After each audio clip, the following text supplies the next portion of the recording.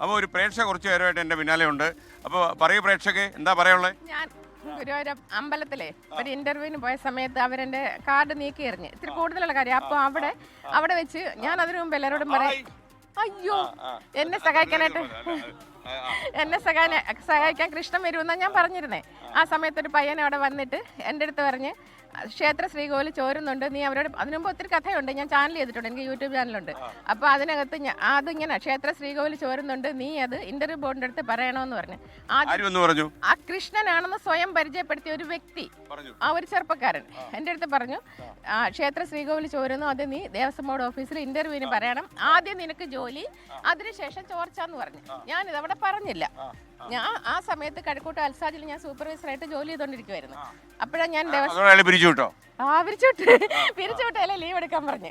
എനിക്ക് ഭയങ്കര കഷ്ടം, ഞാനത് പറഞ്ഞില്ല, ഭയങ്കര കഷ്ടത ആരംഭിച്ച് കൃഷ്ണൻ എൻ്റെ അടുത്ത് പറയുന്നത്, എനിക്ക് ചില ലക്ഷ്യങ്ങളുണ്ട് നിന്നെ കുറിച്ച്, അതുകൊണ്ടാണ് ഞാൻ നിന്റെ അടുത്ത് ഇത് വന്ന് പറഞ്ഞത്, നീ ഇത് തന്നെ പറയണമെന്ന്. ഞാൻ അതിനിടയ്ക്ക് ഒരു ഫോണും ഞാൻ വിശ്വസിച്ചില്ല, ഞാൻ ഇയാൾ ആരാടെ സത്യം പറയണേന്ന് പറഞ്ഞപ്പം ഇതേപോലെ അത് അന്നേരം പുള്ളിയുടെ ഒന്നുമില്ല, ഇതുപോലെ സ്മാർട്ട് ഫോൺ പുള്ളിയുടെ ഒരിക്കലുമല്ല. എന്നിട്ടേ ആ സ്മാർട്ട് ഫോൺ ഇങ്ങനെ എന്റെ നേരെ ക്യാമറ ഓണാക്കി പിടിച്ചിട്ട് എന്നോട് ഇല്ല പറയുന്നേക്ക് എന്റെ നേരെ പിടിച്ചിട്ട് പറഞ്ഞു, നീ ഇതിലോട്ട് നോക്കാൻ പറഞ്ഞു. ഞാൻ അതിലോട്ട് നോക്കുമ്പോൾ എന്റെ മുഖം കരിക്കട്ട പോലെ കാണാം, എന്റെ അടുത്ത് നിന്ന വ്യക്തി അതിനകത്ത് ഇല്ലായിരുന്നു. ഇതൊക്കെ ഞാൻ പോറ്റിയോട് പറഞ്ഞ സമയത്ത് 2024 മെയ് 30 ഈ സംഭവം. പോറ്റിയോട് പറഞ്ഞപ്പോൾ പോറ്റി പറഞ്ഞു, പിന്നെ കൃഷ്ണൻ മൊബൈൽ ഫോൺ കൊണ്ട് നടക്കുമല്ലേ, സ്വാഭാവികമായ ചിന്തയാണ്, എനിക്കൊന്നും പറയാനില്ല. പിന്നെ ഇത് യഥാർത്ഥമായ സത്യമാണ്, ഞാൻ ദേവസ്വം ബോർഡിന് കത്തയച്ച് ദേവപ്രശ്നം ചെയ്താൽ അറിയാം. ഒരു കത്തൂടെ അയക്കണം. അല്ല ഞാൻ പിന്നീട് ചോദിക്കാം. പറയുന്നേക്ക് ഞാൻ അവിടെ ചെന്ന് പറഞ്ഞു, വീണ്ടും മാനേജറെ കണ്ടു ഇവിടെ കൃഷ്ണനെ വരുത്തും, എനിക്ക് അടുത്ത പരിപാടിക്ക് പോകാൻ സമയം.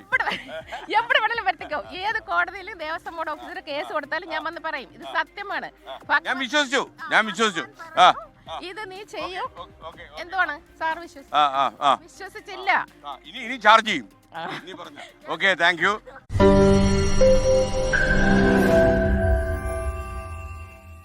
ലോകത്തെവിടെയായാലും ഏത് സമയത്തും 24 വാർത്തകളും ഓഗ്മെന്റഡ് റിയാലിറ്റി പാക്കേജുകളും എക്സ്പ്ലെയിനറുകളും വിശദമായി കാണാൻ ഞങ്ങളുടെ യൂട്യൂബ് ചാനൽ നിങ്ങൾക്ക് സബ്സ്ക്രൈബ് ചെയ്യാം.